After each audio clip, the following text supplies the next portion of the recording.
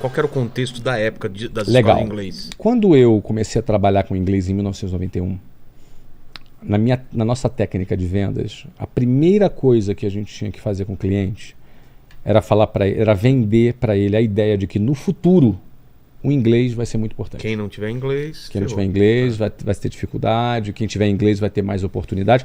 Porque em 1991, hoje isso é óbvio. Ninguém discute. Lá na época não.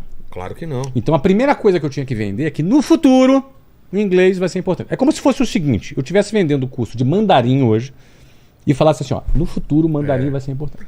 Ou Árabe, ou qualquer outro idioma. Entendeu? Então, quer falar? Não, eu entender rede social quando ainda estava no comecinho. Quando estava no começo. Isso aqui vai ser importante. Isso aqui vai ser importante. Ou então assim, ó, cara, vender Bitcoin quando ainda valia um centavo. Ó, no futuro... quebrar essa barreira isso em 91. que você precisa do... Isso. Quando chegou em 95, quando eu abri, o que eu notei? Qual foi, o conceito da criação da WhatsApp? Foi o seguinte. Quando em 1994 começou o Plano Real, foi também a época que começou a abertura do mercado para empresas internacionais e quebra de alguns monopólios. Entendi. 2 deles, telecomunicações e petróleo. Então você teve quebra do monopólio do petróleo, a abertura de empresas privadas que poderiam fazer alguns serviços ao redor da Petrobras, que ainda era estatal, mas as telecoms foram todas privatizadas.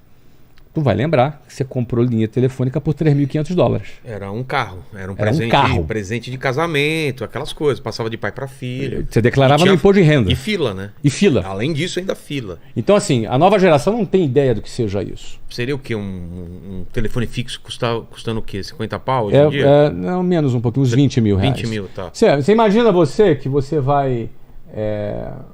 botar um telefone na tua casa, tem que pagar 20 mil para você ter o direito de ter uma linha telefônica. E ainda esperar. E ainda esperar. O que acontece? Quando as empresas de telecom foram privatizadas, aí a gente pode reclamar, não tem problema de atendimento, pode reclamar do que você quiser hoje das empresas de telecom. Mas não dá para comparar o cenário. Mas não dá para comparar.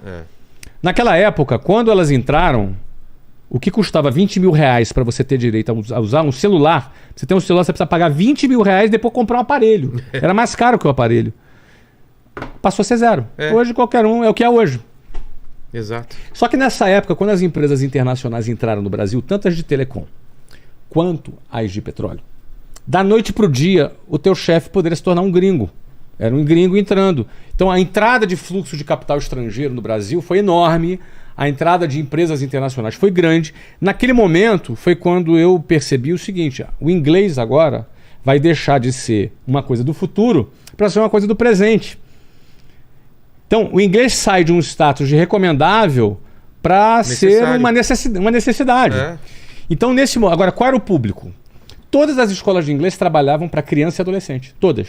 Cursinho de inglês, você pensava criança e adolescente. Adulto esquece, já foi seu tempo. Adulto já era. Só que no mercado de trabalho, um cara entre 20 e 40 anos de idade, esse era o cara que precisava de inglês. E ele não tinha curso de inglês para adulto no mercado, porque os cursos eram para criança. Entendi. Então a WhatsApp, ela nasceu para atender os profissionais que estavam no mercado de trabalho e que precisavam falar inglês. Perfeito. Então a gente pegou este público desde o primeiro dia. Então a gente explodiu.